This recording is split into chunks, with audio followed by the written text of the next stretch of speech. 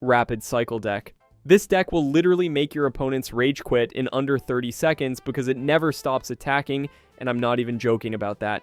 The Rapid Cycle deck is basically the ultimate speed demon in Clash Royale's November 2025 meta, and it's absolutely insane how fast this thing moves. We're talking about a deck that averages just 2.6 elixir cost, which means you can cycle through your entire hand faster than your opponent can even think about defending. The Hog Evo Cannon 2.6 variant is the perfect example of this madness, and it features 8 specific cards that work together like a perfectly oiled machine. These decks have one core principle that drives everything. Cycle your win condition to the bridge faster than your opponent can possibly defend it. The average cycle time is literally every 6 to 8 seconds. Which means Hog Riders are constantly slamming into towers like they're on steroids. This creates this weird psychological warfare situation where your opponent knows the next Hog is coming, but they can't predict exactly when it's going to hit them. Now let me break down exactly what makes this thing so broken. The meta-defining Hog Evo Cannon variant runs Hog Rider, Evo Cannon, Ice Golem, Ice Spirit, Evo Skeletons, Musketeer, Fireball, and the Log. And every single one of these cards serves a specific purpose in the cycle machine. Current ladder statistics show this thing has a 53.3% win rate with only 0.3% usage rate, which means it's crazy effective, but only the most skilled players can actually use it properly. This deck absolutely destroys beatdown archetypes because they're too slow to keep up, but it struggles hard against heavy bait decks or swarm heavy bridge spam that can overwhelm the cycle. The November balance changes actually helped this deck by nerfing Evo Wall Breakers, which weakened a lot of the aggressive rush counters that used to shut it down. Professional players on the leaderboards show just how insane this deck's ceiling is by rotating flawlessly, turning literally every single defensive play into an immediate counter Hog push that just never stops coming. The defensive core is built around these micro interactions where Ice Spirit plus Evo Skeletons combinations cost only 2 elixir, but can completely stop 8 elixir pushes if you time them perfectly. Here's where it gets absolutely extreme though. This deck has literally zero margin for error, and I mean zero. Miss one spell prediction and you're completely elixir starved for the rest of the match. Over-defend just once and you lose your cycle advantage permanently, which basically means you lose the game right there. But when you get to double elixir and you're playing this thing perfectly, Masters can achieve non-stop tower clips where Hog Riders are hitting towers every 4 to 5 seconds while maintaining perfect defense. One mistimed play means instant defeat, but perfect execution makes you literally unbeatable. But if you think that's toxic, wait until you see what this next deck does to people's sanity. 2.0 Logbait. This deck doesn't just outcycle you, it literally suffocates your entire defensive rotation until you can't answer anything anymore, and it's honestly kind of terrifying. 2.0 Logbait represents one of the most extreme cycle speeds possible in Clash Royale, taking classic spellbait principles and compressing them into this hyper-aggressive 2.0 elixir average that just breaks people's ability to keep up. Unlike traditional bait decks that force bad trades, 2.0 bait creates these suffocating pressure scenarios where you're constantly defending multiple threats across both lanes while your opponent is already back to their win condition before you've even dealt with the last one. The 2.0 concept refers to the absolute bare minimum average elixir cost achievable in competitive play, systematically overwhelming your opponent's defensive cycle through relentless rotation speed that just never lets them stabilize. Each bait sequence forces these impossible decisions where you have to choose between saving Log for Goblin Barrel or using it on Dart Goblin chip damage, and there's literally no right answer because they'll be back to barrel before your Log even cycles. The psychological pressure is absolutely insane, as your opponent watches you rotate through your deck twice as fast as they can defend, leading to what pros call cycle bankruptcy, which is basically where you just can't get back to your counters fast enough. The composition on this thing is absolutely disgusting in its efficiency. The deck runs Evo Goblin Barrel as the primary win condition, Dart Goblin for chip damage and bait, Vines for defensive trapping and root control, Evo Wall Breakers as the secondary tower threat, Berserker as your mini tank, and the holy trinity of 1 elixir cards, Skeletons, Ice Spirit, and Fire Spirit, that make this extreme 2.0 average possible. The strategy is simple, but brutal. Spam your 1 elixir cycle cards to bait their Log, arrows, or zap, then punish them with undefeatable Evo barrel throws or wall breaker rushes that they literally cannot cycle back to counter. The rotation speed lets you get back to Goblin Barrel while your opponent is still 3 to 4 cards away from their counterspell, creating these windows where they just have to eat tower damage. Current performance shows this thing dominates against slower beatdown decks that can't match the cycle speed, though it completely folds against heavy spell decks or players with perfect prediction timing that can shut down the pressure before it snowballs.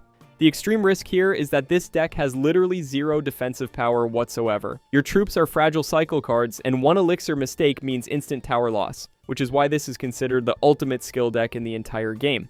But here's the crazy part. Advanced techniques involve dual lane pressure with simultaneous barrel and wall breaker plays that force your opponent to choose which tower to save, leading to these chip accumulations that corrupt defenses into complete cycle bankruptcy. When this works, your opponent is defending for their life while you're throwing win conditions at both towers faster than they can possibly answer. This next extreme deck takes a completely different approach to domination. Siege deck. This deck literally does math to delete your towers from existence with surgical precision, and it's honestly terrifying how calculated everything is. Expo 3.0, Cycle defines the extreme siege archetype in late 2025 by blending relentless building pressure with calculated spell cycle finishes for complete tower annihilation that feels like getting hit by an actual missile strike. The deck embodies patience and mathematical perfection, placing expos to lock onto towers from your own side of the arena while cycling cheap defenders to create these impenetrable defensive fortresses. Unlike aggressive decks that rely on overwhelming force, Expo strategies meticulously protect their siege building with Tesla and Knight placement, while simultaneously tracking tower HP for these spell cycle combinations that erase the last 1000 plus damage through pure fireball and log spam. The gameplay revolves around defensive perfection in the early game, learning your opponent's counters and building elixir advantages, all while preparing for these inevitable finishing sequences where you just spam spells at their tower until it's gone. The stats on this are actually insane.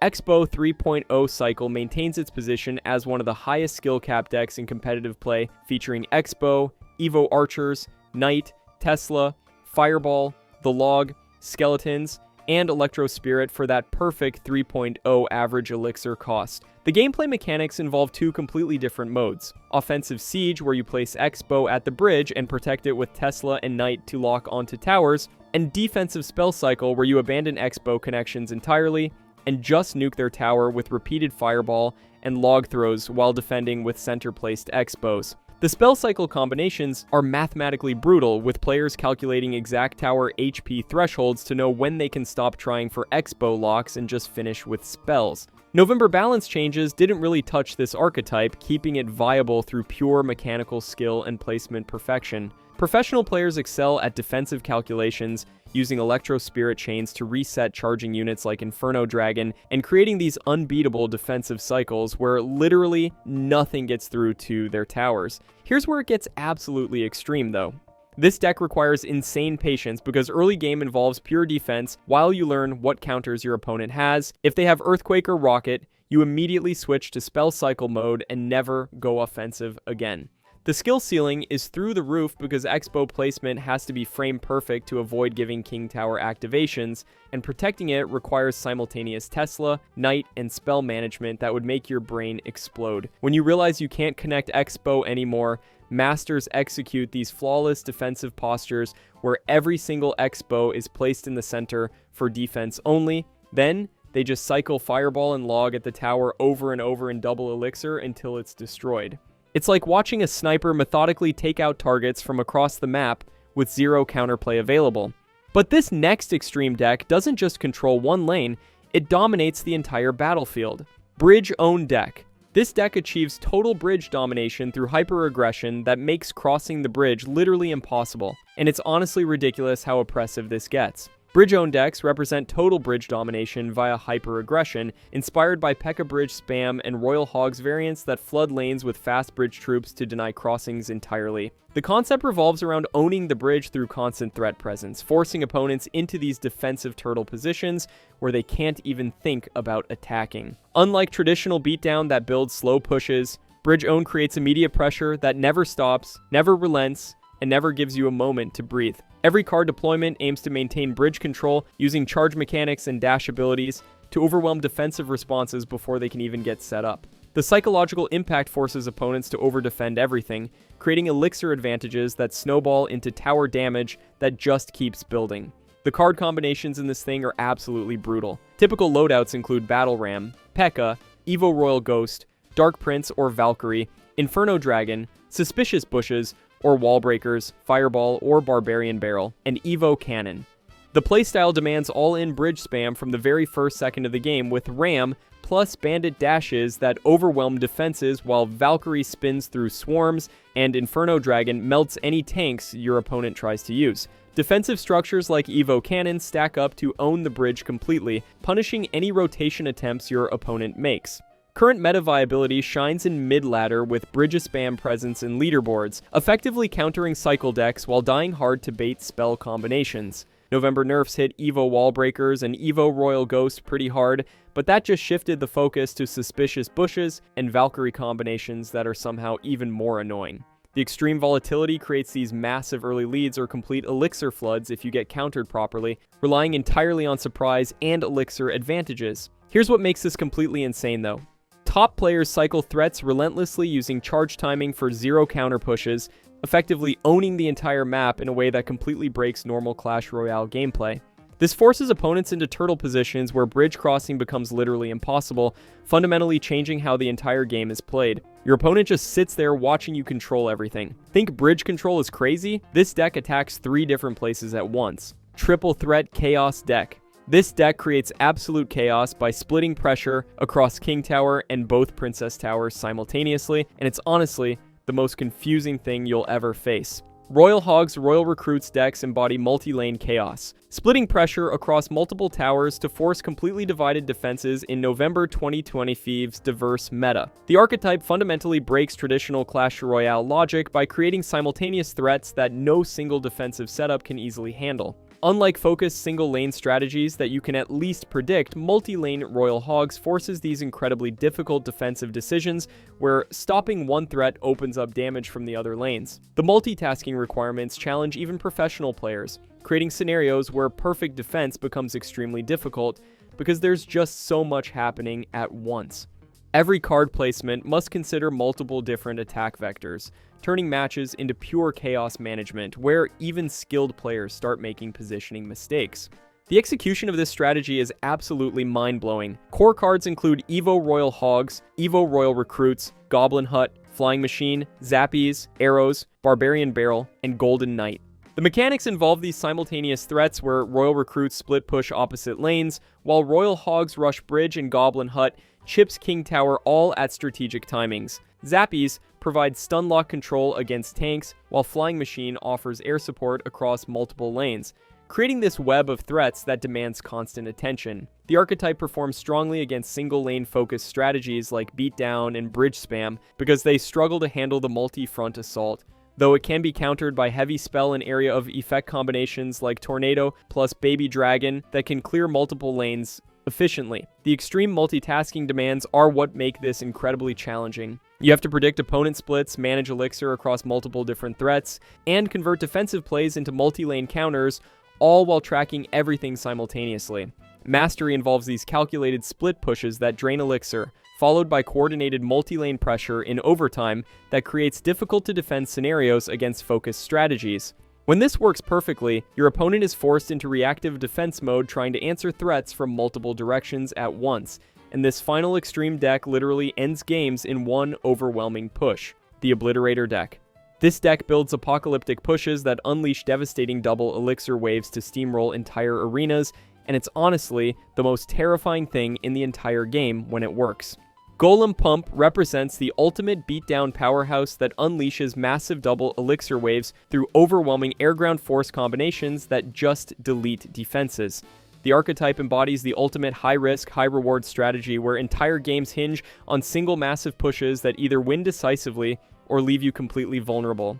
Unlike aggressive rush decks that hit fast and light, this builds methodically through early elixir advantages, then explodes into these game-ending combinations that feel like everything hitting at once. The psychological impact comes from pure pressure building because opponents can see the obliteration push forming, and defending it requires perfect execution with the right counters. Every early game decision builds toward this moment when Golem, Dragon Support, and Battle Healer combine into devastating forces that redefine what's possible in late game scenarios. The sheer power level of this thing is absolutely disgusting. Golem Pump variants maintain strong presence in top ladder play, led by the core combination of Golem, Evo Royal Ghost, Electro Dragon, Skeleton's Dragon, Battle Healer, Elixir Collector, Tornado, and Barbarian Barrel.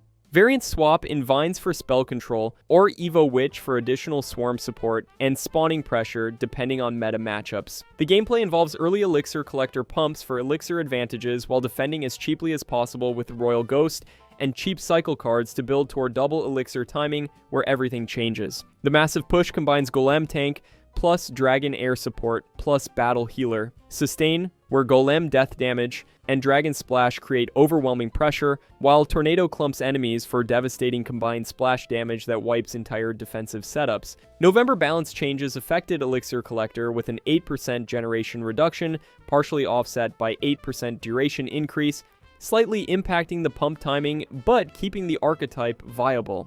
The archetype dominates cycle and control strategies that can't build enough defensive value to handle the air-ground combination, but remains vulnerable to heavy Inferno Tower and multi-air targeting combinations during the build-up phase when it's still developing the push. Professional execution involves perfect pump timing and Tornado pulls for King Tower chip damage that sets up these crucial winning positions. Here's what makes this completely extreme though.